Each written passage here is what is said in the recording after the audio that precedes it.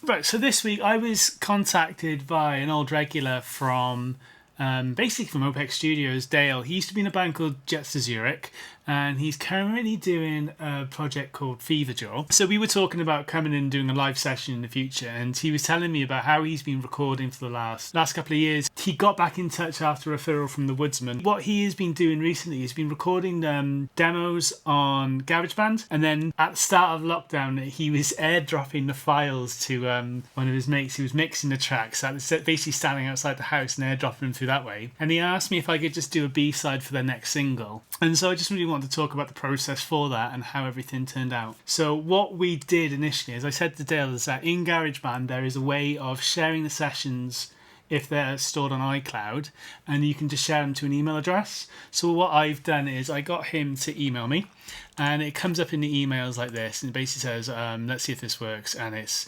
open my shared document. It links the file. It'll ask you to log in on iCloud. I'll normally do this on my on an internet browser, and then it let me download the file.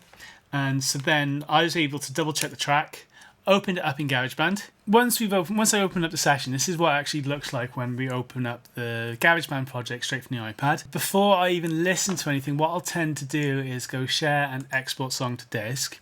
And what this will do in GarageBand is you basically just bounce the track down, and it'll give me a date and a time as well. I just normally go save that, and I'll normally save it into a Dropbox folder that I had with Dale, and so that would then I can upload it to him, so he can just listen to that. If it does this sound like what the version that you've got on your project. So then this, as I'm talking, this is what the track sounded like before I did anything. So just I'll probably play up till about bar 30, so we do the intro and the chorus. Gouge away, you can gouge away, stay all day if you want to.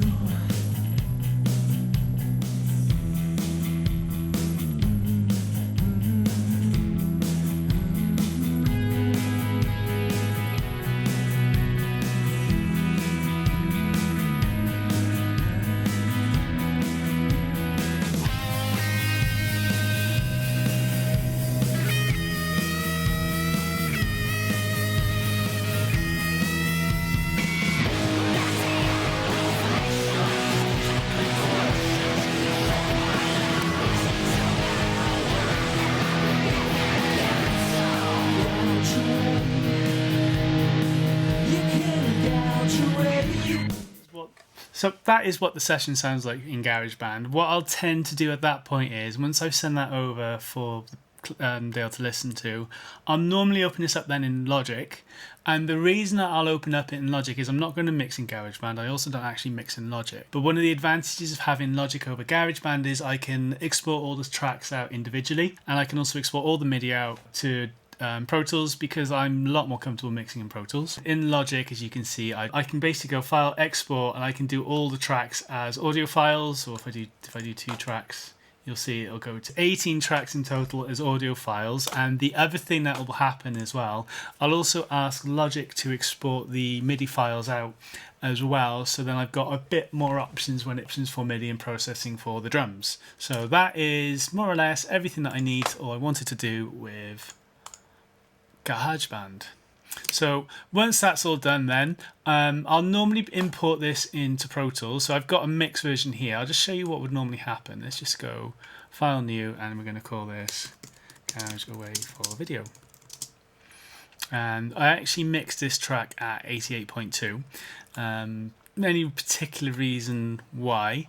As they were exported out, I'll go through and show you exactly what happens then. I've opened up a new track. This is how the session will start up in Pro Tools. I'll normally then import the audio that I've exported out from the Logic session. And what I actually had is I'll normally name a folder in the project called. So you can see here the Logic files. I've got Garage Away audio thing, and then there's my GarageBand session here. So I'm actually looking for it's actually be in the audio tracks, and these here now, these are all track labeled 1 to 18. So these are all the audio tracks as they appear in the Logic or the GarageBand file. So I'm just going to bring GarageBand up again. GarageBand up one more time.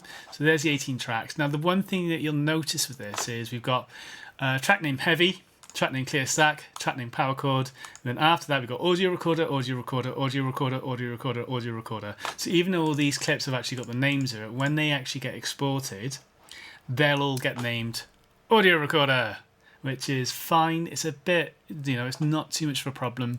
Because I'll normally go through and listen. So what will normally happen is I'll normally select all these, I'll convert them, and press done. And then this little Pro Tools will then ask me where to put it, and it's actually going to go in the audio files. So as that's important, other thing I want to talk about quickly as well is the other thing that I actually exported